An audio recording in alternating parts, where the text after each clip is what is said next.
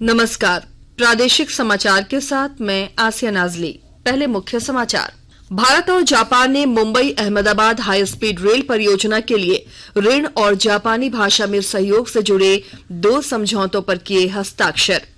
मुख्यमंत्री हेमंत सोरेन ने कहा, राज्य के 4000 सरकारी स्कूलों को स्कूल ऑफ एक्सीलेंस में किया जाएगा परिवर्तित, छात्रों को मिलेगी गुणवत्तापूर्ण शिक्षा।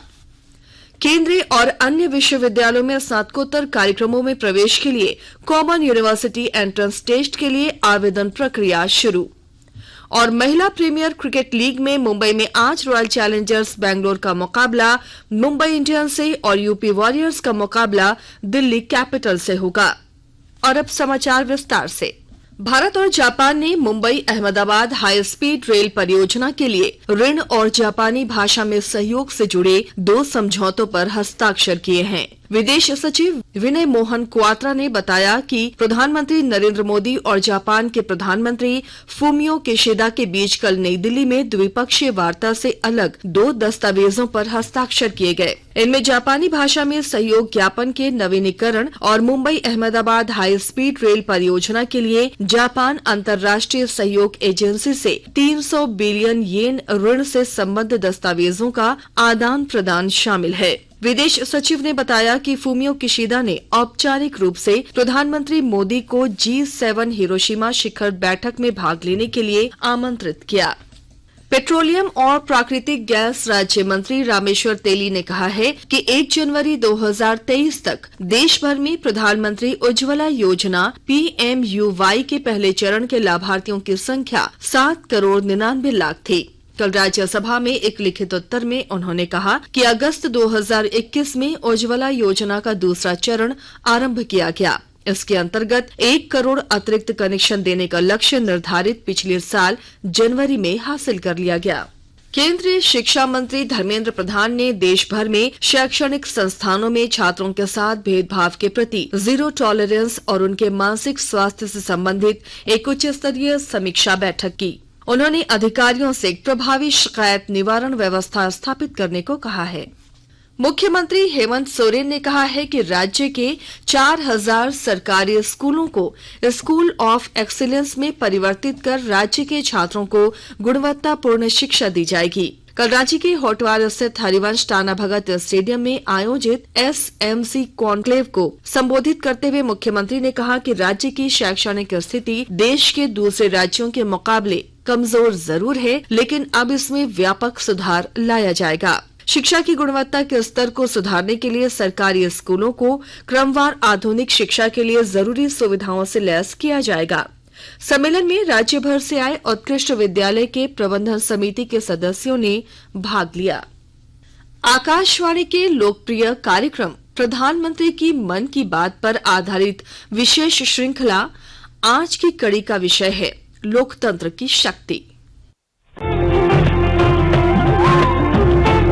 लोग, आवाज और सीधा संवाद, यानी हमारे, आपके, हम सबके मन की बात। जी हां, ऐसे ही करोड़ों लोगों से जुड़ते हैं हमारे प्रधानमंत्री आकाशवाणी पर हर महीने के आखिरी रविवार को मन की बात कार्यक्रम के साथ। 3 अक्टूबर 2014 को शुरू हुआ ये सिलसिला इस बार अप्रैल में अपनी 100वीं कड़ी के साथ जारी रहेगा। इस अवसर पर आकाशवाणी इस विशेष कार्यक्रम से प्रधानमंत्री के कुछ चुनिंदा संबोधनों को प्रस्तुत करने जा रहा है, जिन्होंने देश को नई राह दिखाई। लोकतंत्र में लोक के महत्व से कौन इनकार कर सकता है। मन की बात कार्यक्रम ने भी लोक की खासियत को नए सिरे से परिभाषित किया है। इस कार्यक्रम के जरिए शासन में लोगों ने खुलकर भागीदारी की है। प्रधानमंत्री मोदी ने लोक की इस ताकत को 20 सितंबर 2015 को प्रसारित मन की बात में यूं याद किया था। लोकतंत्र में जनशक्ति का अपार महत्व है। मेरे जीवन में एक मूलभूत सोच रही है और उसके कारण जनशक्ति पर मेरा अपार विश्वास रहा है।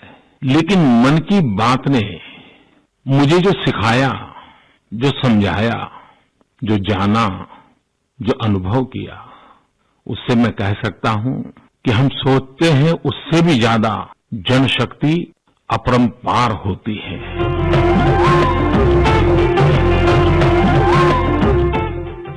आकाशवाणी के ताजा तरीन समाचारों के लिए आप हमारी वेबसाइट newsonair.com पर लॉग ऑन कर सकते हैं। ताजा समाचार Twitter handle @AIR news alerts और Facebook page all India radio news पर भी उपलब्ध है।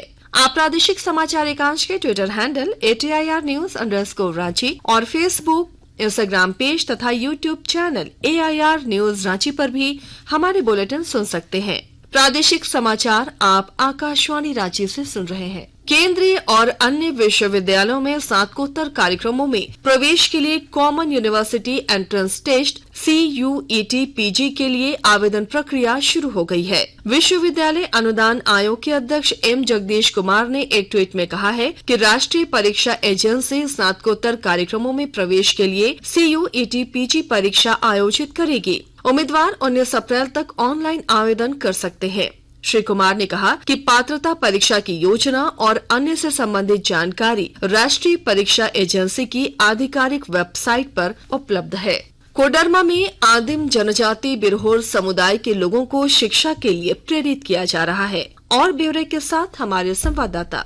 कोडरमा जिले में आदिम जनजाति बिरहोर समुदाय के बच्चों को शिक्षा के प्रति प्रेरित करने के लिए विशेष अभियान चलाया जा रहा है। बिरहोर बच्चों को विद्यालय में नामांकित करने के साथ साथ 100% विद्यालय में ठहराव सुनिश्चित करने के लिए भी इन दिनों विशेष तौर पर जोर दिया जा रहा है। जयनगर प्रखंड के तिलोकरी पंचायत स्थित बिरहोर कॉलोनी, खरपोका बिरहोर कॉलोनी और डोमचांच प्रखंड के डोढ़ा कोला पंचायत स्थित बिरहोर कॉलोनी में कुल 13 ऐसे बच्चे चिन्हित किए गए हैं जिनका इस सत्र में विद्यालयों में नामांकन किया जाएगा। गजेंद्र बिहारी सिन्हा, आकाशवाणी समाचार, कोडरमा। मौसम विभाग के अनुसार राज्य के विभिन्न जिलों में आज भी बादल छाए रहेंगे और हल्की बारिश होगी। मौसम केंद्र रांची के वैज्ञानिक अभिषेक आनंद ने बताया है कि कल से बारिश से राहत मिलने की उम्मीद है। राजस्थान से बना साइक्लोनिक सर्कुलेशन का टर्फ बिहार और झारखंड होते हुए नागालैंड की ओर जा रहा है, जिसका असर राज्य में दिख रहा है। महिला प्रीमियर लीग क्रिकेट में आज नवी मुंबई के doctor DY Patil sports academy में दोपहर 3:30 बजे रॉयल चैलेंजर्स बैंगलोर का मुकाबला मुंबई इंडियंस से होगा, जबकि यूपी वॉरियर्स और दिल्ली कैपिटल के बीच मुकाबला आज शाम 7:30 बजे मुंबई के ब्रेबॉर्न स्टेडियम में खेला जाएगा। और अब अखबारों की सुर्खियां।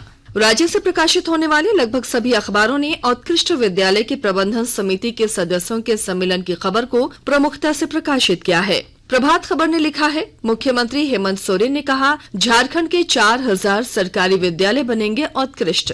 दैनिक भास्कर की सुर्खी है, रांची में पिछले साल मार्च में चल रही थी लू, इस बार तापमान 25 डिग्री से नीचे, बढ़ी ठंड। हिंदुस्तान ने लिखा है, झारखंड में हांगकांग फ्लू के 3 और संक्रमित मिले, कोरोना मरीज 16 हुए। दैनिक जागरण की सुर्खी है, मिशन मोड में होगा सरकारी स्कूलों की शिक्षा में सुधार। मुख्यमंत्री ने कहा शिक्षा में हम पीछे, चुनौती स्वीकार करते हुए लिया है बदलाव का संकल्प। हिंदुस्तान टाइम्स और टाइम्स ऑफ इंडिया ने जापान के प्रधानमंत्री के साथ प्रधानमंत्री नरेंद्र मोदी की हुई वार्ता की खबर को पहले पन्ने की सुर्खी बनाया है। और अब कुछ संक्षिप्त खबरें। झारखंड सरकार की आत्मसमर्पण एवं पुनर्वास नीति नई दिशा से प्रभावित होकर 5 लाख के इनामी TSPC के सब जोनल कमांडर दशरथ उरांव उर्फ रोशन ने कल लातेहार SP कार्यालय में पलामू IG राजकुमार लकड़ा के समक्ष आत्मसमर्पण किया। गिरिडीह जिला प्रशासन ने कल 30 एकड़ सरकारी जमीन को अतिक्रमण मुक्त करवाया। DVC ने देश के विभिन्न राज्यों में बिजली आपूर्ति करने के बाद अब विदेश में भी बिजली की सप्लाई शुरू कर दी है। इसके तहत बांग्लादेश को 800 मेगावाट बिजली की आपूर्ति की जा रही है। साथ ही 2030 तक DVC ने 3720 मेगावाट के नए प्लांट लगाने का लक्ष्य रखा है। गोड्डा दुमका भागलपुर मुख्य मार्ग से पोड़ैयाहाट थाना अंतर्गत कमराडोल के पास जिला टास्क फोर्स की कार्रवाई में बगैर माइनिंग चालान के ओवरलोड चिप्स लदे 17 ट्रक जब्त किए गए। गिरिडीह जिला प्रशासन ने कल डीजे और साउंड सिस्टम संचालकों के साथ बैठक कर तेज आवाज में लाउड स्पीकर नहीं बजाने का निर्देश दिया है।